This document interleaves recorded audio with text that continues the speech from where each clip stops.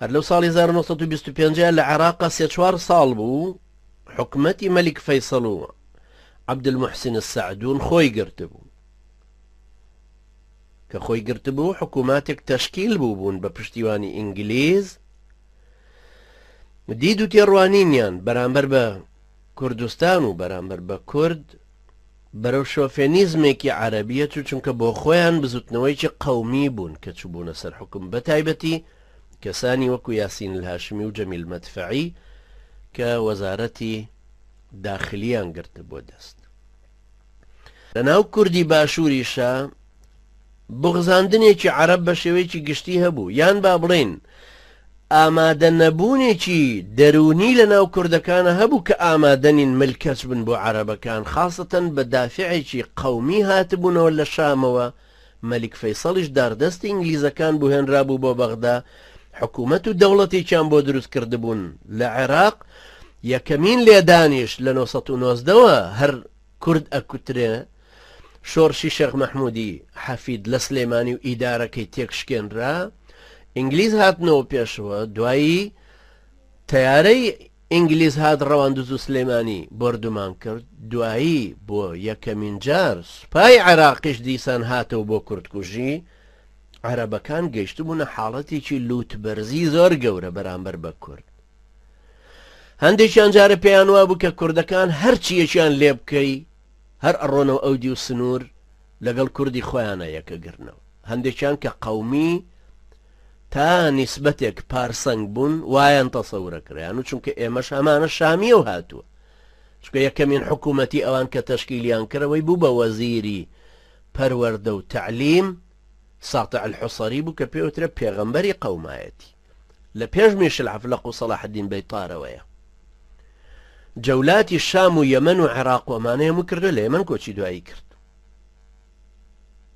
ساتع الحوسەری کە ئەڵێ قەومیەتی عەرەبی ئەبێ وەکو ئیسلامی لێبێ لە دڵ و دەرونی نوێژکەرەکانە چۆن نوێژەکەن خەڵگە بێ ئاوا لەگەڵ قەومیەتی عەرەبیە ئاوا بەو هەسوو سۆزە وەری بگرێ لەبەرەوە ئەوان هەندێک لەوان کە پارسەنگانە سەیری وەزعی کوردیانە کرایان و کوردەکان هەرچیەک بن هەر پەیوەستە بنەوە بە کوردی باکووری خۆیان و ڕۆژهەڵاتی خۆیانەوە هەندێکی تر وەکو جەمیل مەدفەعی و ئەوانە پێیان وا بوو کە کوردەکان پێویستیان بەوە هەیە زەبروزەنگێکیان بەرامبەر بەکاربهێنرێ مەجبور بکرێن بلکێن بە عێراقەوە تەسلیمی عێراقی عەرەبی ببن و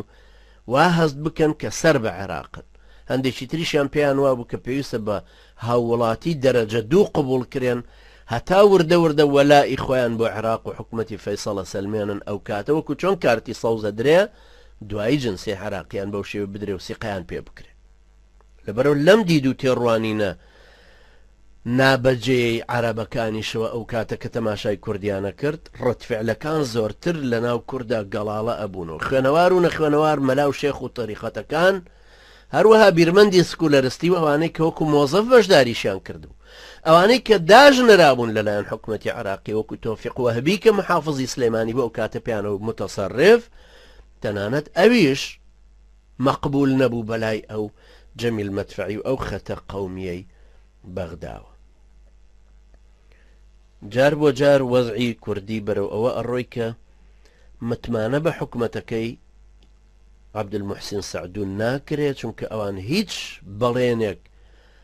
کە داویانە لە ئومەمی متحدە لە عوسبەت الئومەم تەنفیزیان نەکردووە لە نێوانی 1928 بۆ 1930 کورد گلەی و گازاندەیەکی زۆر زۆری لێ هەستا و هاواری لێ هەستا ئەوانەی ئەندامی یانەی زانستی بوون یاهی پێشکەوتن بوون کە کۆمەڵێکی تری سڕی بوو لە 1920 تا دروست بوو وردەوەردە نیشاطات و چالاکی خۆیان دژ بە حکومەت ئیعلانە کرد جاری وا هەبوو خەڵکیی تریان هانەدا ئەوان ڕوونەکردەوە کە حکومەت هەوڵی تەعریبی کوردستان و زۆر ناوچەی تری کوردستانەدا وەکو ئەحمەد خواجە لە مزەکراتی خۆیان نووسیوەتی کە لەگەڵ شێخی حەفیدا بوو لە لاپەڕەسی بۆ سیویەک ئیشارەت بەمە ئەدا کە حکومەتی مەلیک فەیسەڵ و عەبدولموحسین السەعدون ئەو کاتە خەریکی تعریب بوون یعنی 80 ساڵ لەمە و پێشیش ئەوان حەریز بوون لەسەر ئەوەی کە بیکەن چکە هەر ڕوحێکی قەومیان هەبوو ئەو کات